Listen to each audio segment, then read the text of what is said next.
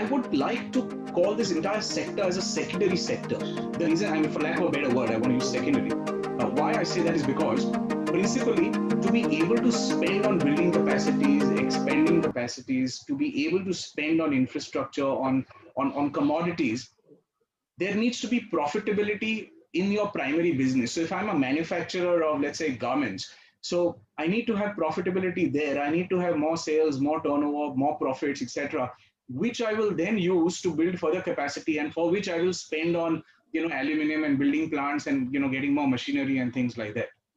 So we are today in a situation where corporate profits, we are still hoping for them to improve, and there is anticipation that there will be a latent pent up demand and things like that, but that might be momentary, and then we'd be back to sort of normal.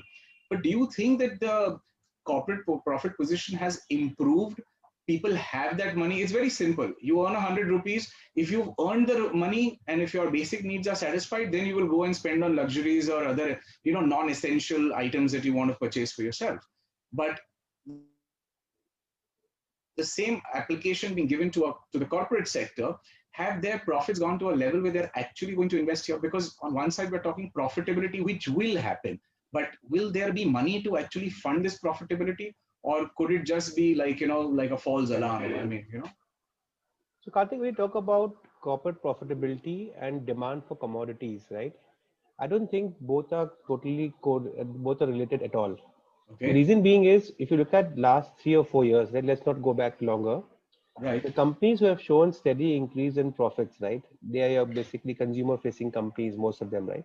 That's right. For them, the asset turnover ratios are very high. So if you spend 1,000 crore on your capex, you Mhm. can do a revenue of 5,000 crore, maybe, or 4,000 crore, right? Okay. And the capex is more just setting up a building and a assembly line or something like that, right? So they Mhm. don't do the core infra capex what we talk about.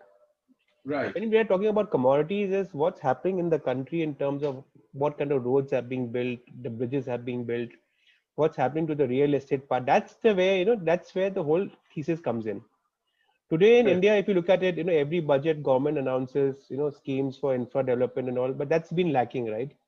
It's the more focus on what the government wants to do, what kind of spends are happening over there, which is going to drive your steel and demand. Today, if railway says I'm not going to build more tracks, right? Mhm. Then who's going to buy the railway steel for you, So Correct. if you're not going to build more ports, more bridges, who's going to buy those cement and brick and mortar for you?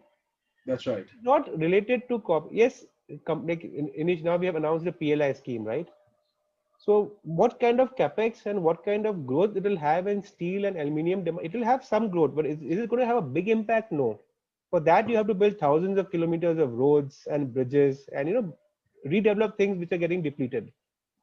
So that's how I would look at it. So when I see today, yes, we need in India, when I talk about India specific, we need a lot of these things. One. Two, from the global point of view, I mean, US has been a point of discussion for the last 7, 8 years, right? Today, if Mhm. you travel there, you visit any of the airports and all, you know the status of the airports, the roads. Yes. They just cannot survive that kind of population or usability. So you know they need expansions over there to happen. And Correct. mind you, it's been a sleeping giant as far as the demand is concerned, right? For this traditional energy metal products in the US, because no capex has happened over there. So here the viewers with the change in regime also, they will look at, okay, what needs to be done to the infrastructure also. Right. Till Right. now Right. I talk Okay. about China is the only driver, right? But if US starts to pick up, you have an additional boost coming out. That's Mm. where the whole expectation is. In addition, as I mentioned earlier, supply side. With this kind of ROICs, ROE, is the new capacity going to come up? If you Right. hear the Okay. con calls for the first quarter and second quarter of this financial year, whether it's Indian metal, ONGC oil companies, or the global company, all of them said, we have cut our capex. Our focus is on cash generation. Either we pay dividends, or if we don't pay dividends, we repay our debt. So there's no fresh money being put into capacity addition. So Right. maybe you're entering a sweet space where the demand is gradually picking up. Supply cannot go up beyond that. And if there's a mismatch, you'll have better pricing environment for these companies. Of course, and That's that all. leads to How the profitability. investment thesis is. Yeah.